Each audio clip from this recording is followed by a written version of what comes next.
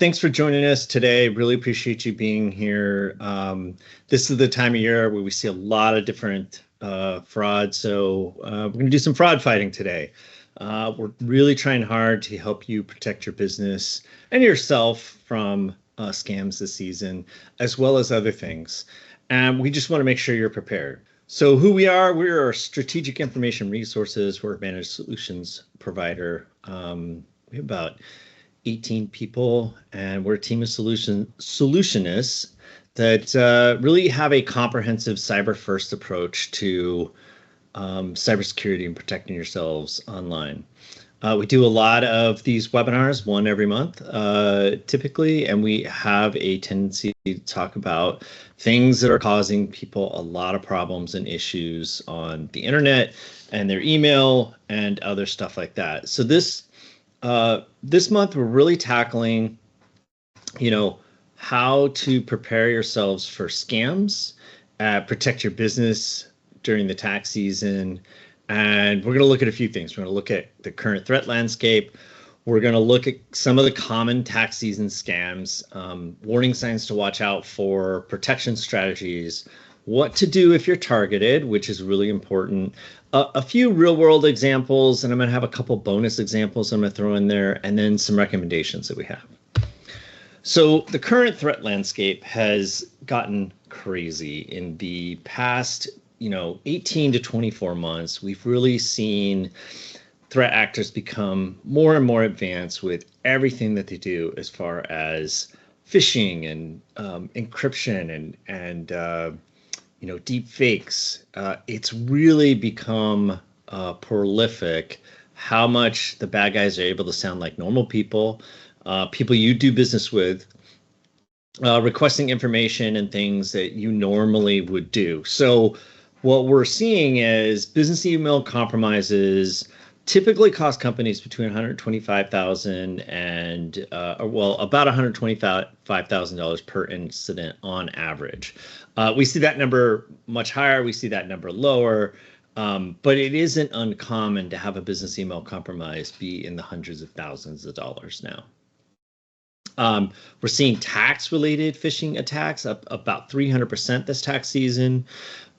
As I alluded to, AI is helping to drive some of the impersonation and making it sound like you're talking to a real human, right? It's much easier for a bad guy to get around a lot of some of the filters and patterns that we use to recognize that something's going on or there's some kind of problem. We've already seen local businesses lose over $500,000 to crypto tax scams in just 2025. And if you're in LA like we are, you're also seeing businesses hit with fake recovery services and cleanups and loan programs and a lot of different things that are allowing bad guys to, they're not really after encrypting your data or anything else. They're just looking to steal money. And whether that's from insurance, you, or, a federal agency, they don't really care. They're just looking to capture that cash. So here's some of the common ones that we're seeing. The IRS phishing scams are pretty prolific. This is one of the ones that kind of shocks us when we see this, because the IRS is very seldom going to email you about anything that you're unaware of.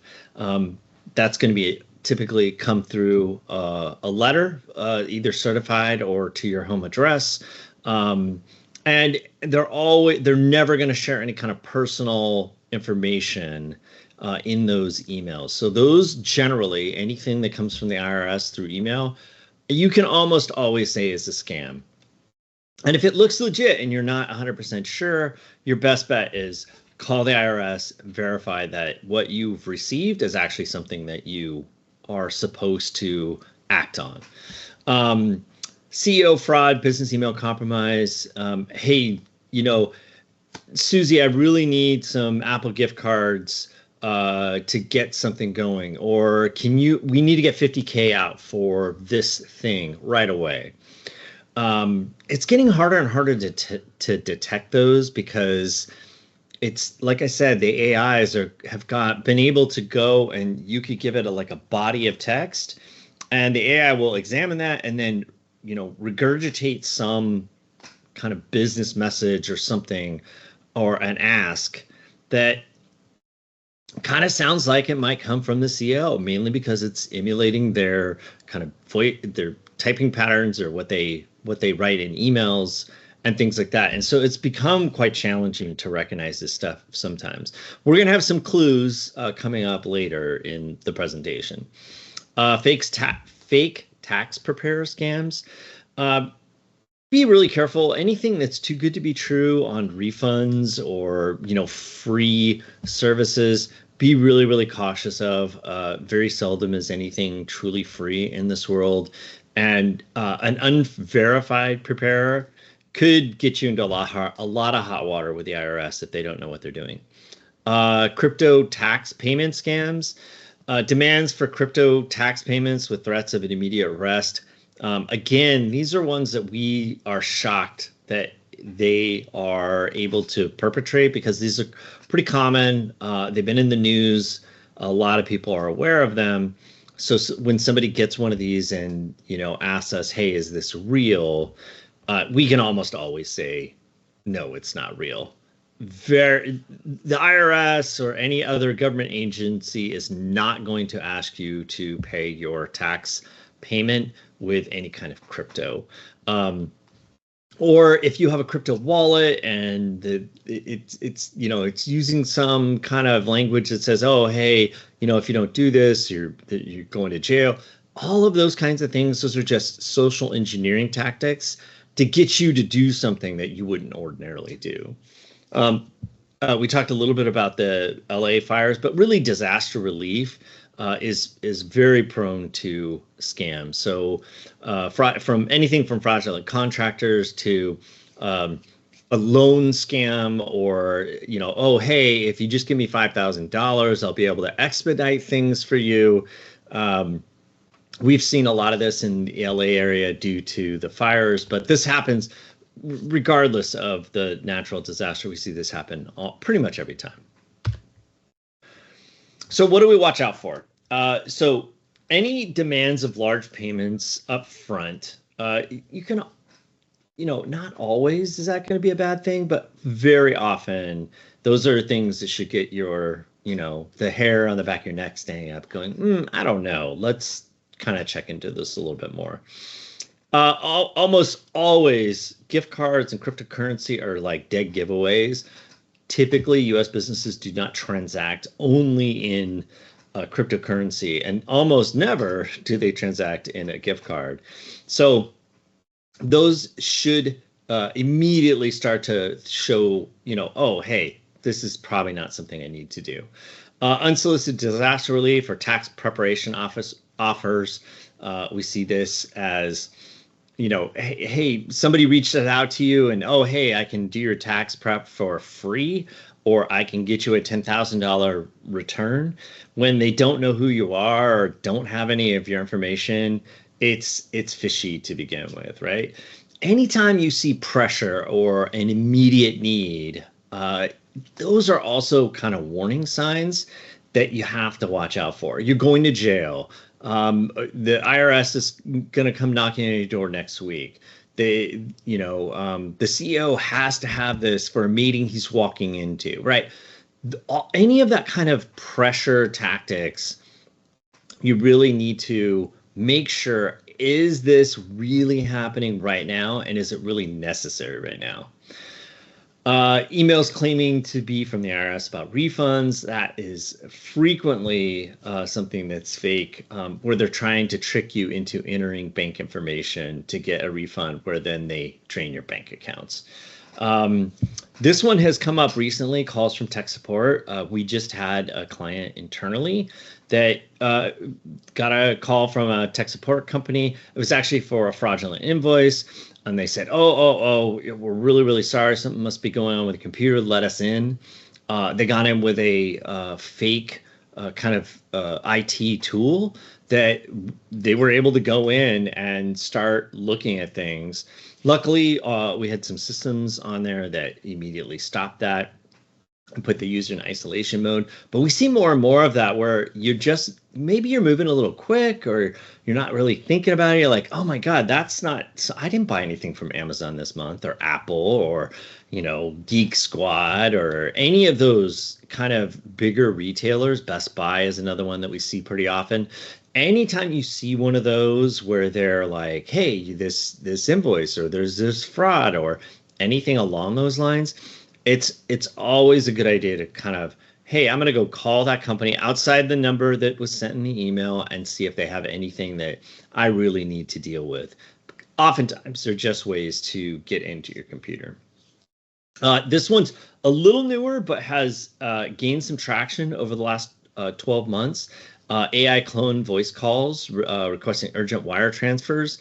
They've gotten really good at emulating people's voices. So, someone that, is prolific on the internet or has YouTube content, they can impersonate that voice and talk to you as if they're in your CEO's voice, or in your, comptroller's voice, and it sounds like them. Oftentimes you can hear some of the intonation is off and not quite right. So those are some of the telltale signs. But we've seen that more and more. And it's always a good idea if you're at all suspicious, or you weren't expecting a call or something along those lines, just, hang up the phone and call your CEO or the administrative assistant and say, hey, CEO just reached out to me. He's asked me to do this. Do you know anything about it? Oftentimes we find people are tricked into kind of going down that road. Crypto tax rates, or any kind of requirement to deal with crypto, again, should get the hairs on the back of your neck standing up for, hey, this is probably fake and not real. So what are some of the protection strategies? The IRS will never email you about refunds. Texts about payments, again, very, very seldom. There's a couple of ways that you can do that. They're normally business focused, and they normally come through a service. So very seldom would you get a direct text from the IRS. Anything that has to do with the IRS is not going to request a gift card, so don't even worry about it. If you get some tax person or IRS government person DMing you, there's no way that's happening. So just don't even pay any attention to those. You can just disregard them. And again, if you're really worried, if you think, oh, maybe there is something going on, then you should be reaching out to irs.gov and really talking to them through their official channels to see if there's something happening. So some of the other strategies that you can do, you should always verify tax preparers on the irs.gov website. Check their credentials and references. Don't ever sign a blank form. Oftentimes that's a way to kind of get you into contracts and things, or execute other types of fraud outside of your purview because they have your signature. Always think like, this seems really too good to be true. Oftentimes that's kind of the indicator of a scam. Always have your two-factor authentication turned on. That's so the bad guys can't get into your accounts without your knowledge or your being prompted. And then if you are a business owner and or you're a CEO or in the C-suite, you should really be training your employees to recognize any kind of internal corporate impersonation. It's really, really helpful to have a continual reminder of, hey, this is probably some kind of scam. In fact, we're an IT company. We see this stuff all the time. We train our employees monthly on various scams.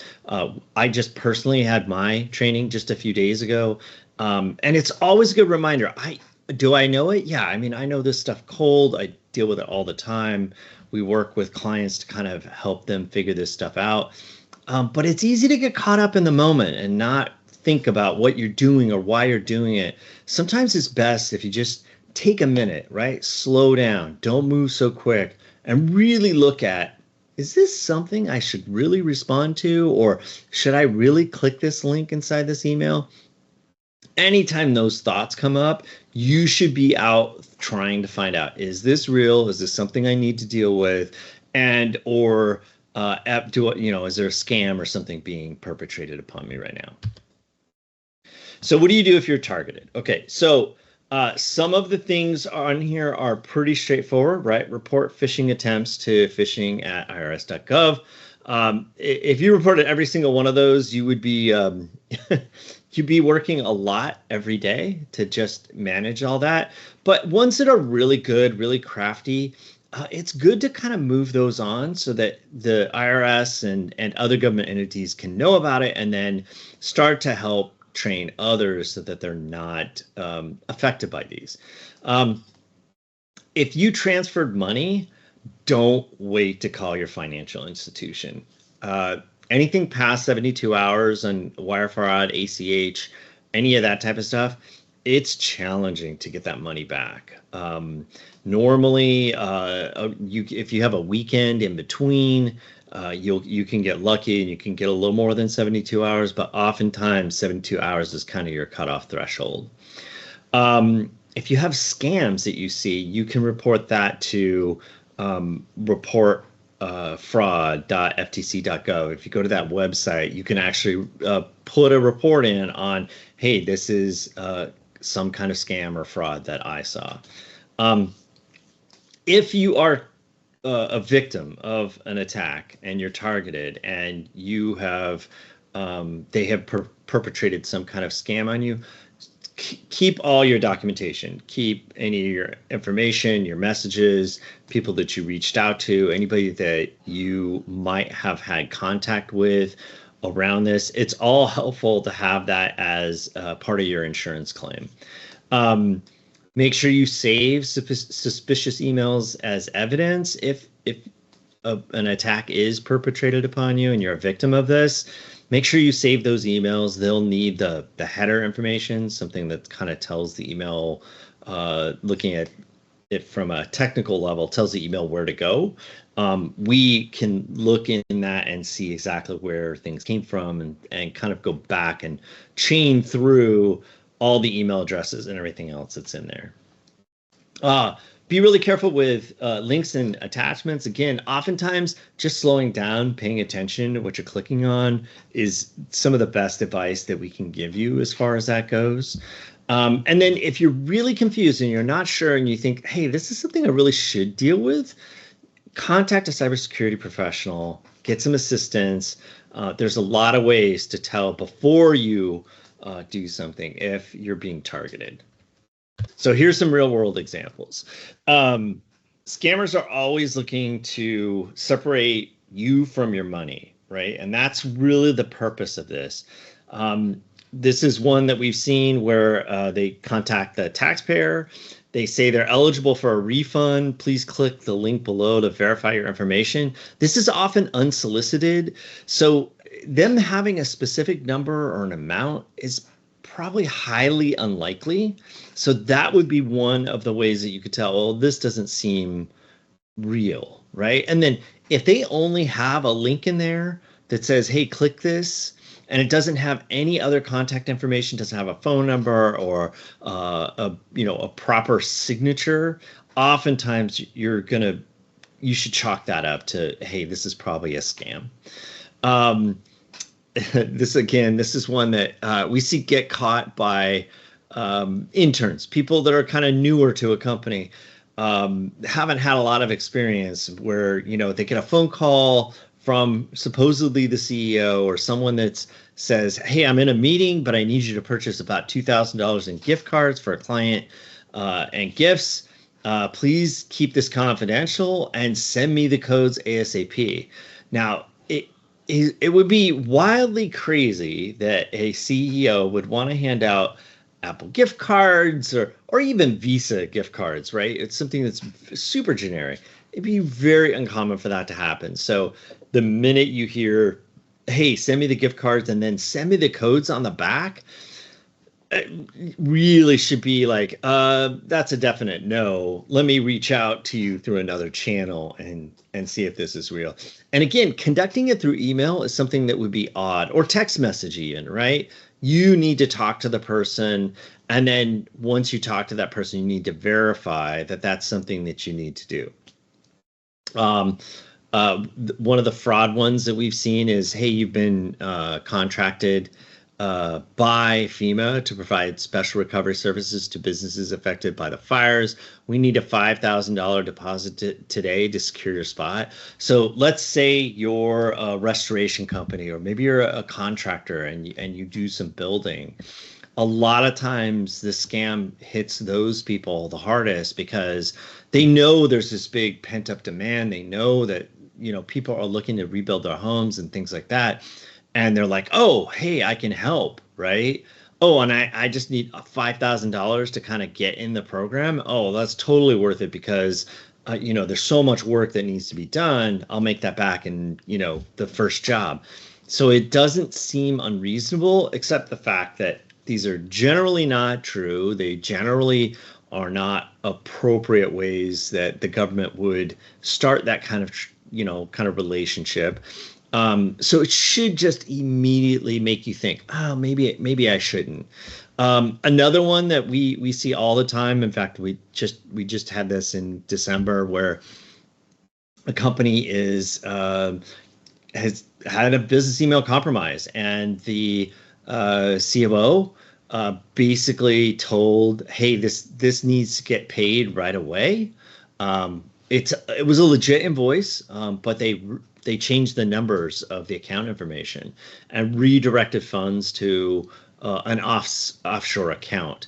And that was 11 days before they reached out again and asked for a similar amount, where they again provided that money to an offshore account. Now they were able to get one of those back, but the other one they weren't, right? So they were out a large sum of money. It wasn't like it was north of $100,000 that they gave to a bad guy. And so it's really, really important. Anything that's like, hey, it's got to happen right now, this very second. And if there's banking account information that is needing to be changed, always verify that with a phone call. We have a policy in place for ourselves and all our clients that if anybody emails you with any kind of financial transaction, they're making a new payment, they're changing bank accounts, any of that kind of stuff has to be verified by a known good contact with a known good number. It can't be from the email that was sent or anything like that. It has to be a previously established contact and a previously established phone number where you reach out and verify that type of stuff. Because it's just too easy to kind of, perpetrate these crimes and separate you from your money. So I think, sorry, I went backwards there. I think that this statistic at the bottom here is really fascinating. In 2024, 65% of employees couldn't identify a fake CEO email. And that just, again, it goes to show how good the scammers have gotten and how easy it is to impersonate someone and make them sound like your CEO. Now, there are telltale signs. There are things that you can look for. But if you're ever in question, if you ever think, I don't know, this sounds weird, and I'm not sure why the CEO would reach out to me about something like that, that's when you ask, right? You stop, you go, okay, I'm going to call somebody. I'm going to ask them, hey, what is going on here? So, again, I think I kind of started to allude to this, develop a verification process for all financial requests, right? Always has to be to a known good number, to a known good contact, before you send something out, right? Before you send out a payment. Create an employee training program on recognizing scams, right? Send phishing attacks so that they know, oh, well, this is what a phishing attack could look like. And they start to question it when those come in, and they're obviously fake, right? Implement multi-factor authentication for all financial systems.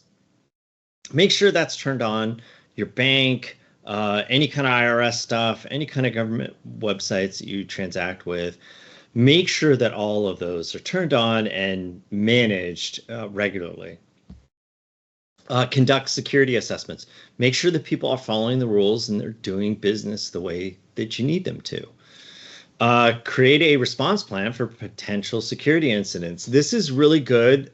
Normally, this is for a little bit more mature companies, companies that maybe have some requirements, but we recommend it for anybody that wants to make sure that they are, if or when they are attacked, whether it be through phishing, a scam, ransomware, smishing, any of those types of things, have a plan in place so that you can make sure you're doing the right things in that moment to get yourself back to normal, right? Always back up critical data. I think that one goes without saying. And then finally, partner with a cybersecurity professional who really understands the threat landscape. If it's not us, find somebody in your local area that really understands it and can help you develop this kind of more robust way of dealing with security. So again, we're Strategic Information Resources. We make tech work, keep your people and your profits protected. And we're always looking to establish new relationships with a cyber-first mindset. We're always looking at cybersecurity, and we're happy to help wherever we can. So the nice thing is we do have some handouts for this. So if you're seeing this live, please email info@Sirinc.com and we can get you copies of this. If you're watching this after the fact and you want these handouts, again, email info@Sirinc.com and we will get you these handouts. They're really simple, really straightforward. You can see some examples here, and we're happy to share those with anybody that wants them. So I don't think there's any questions that have come into the Q&A, so I think we're going to skip this part. But if you're watching this now or later, we hope you've learned something new, and we're here to help if you ever do have questions. If you are kind of wondering, like, where do we go from here? What's kind of the next step?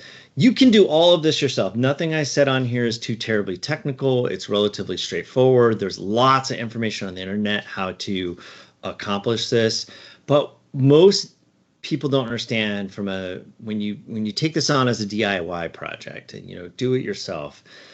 There's a lot of like nuance and intricacies that kind of go into this stuff, and sometimes it's counterintuitive. So if you're not sure or you want a little help, partner with a qualified team of professionals. We are always trying to help. We're always looking for the best solutions for our clients, and we're happy to provide those services. If not from us, then make sure that you're working with someone that really does understand what the cybersecurity landscape looks like and how to best protect you from it. So next steps, don't wait, get started on this now. Our calendar fills up pretty quick after we do these events, but you can jump on here to this link and it will take you to where you can book a cybersecurity strategy session. And we can talk through some of like, what are your goals and how do you want to protect yourself? As well as look at a cybersecurity risk assessment, or if you just need help with IT, we're also here for that as well. So I want to thank you for coming. Again, here's the link. If you do have any questions, please feel free to email info@Sirinc.com.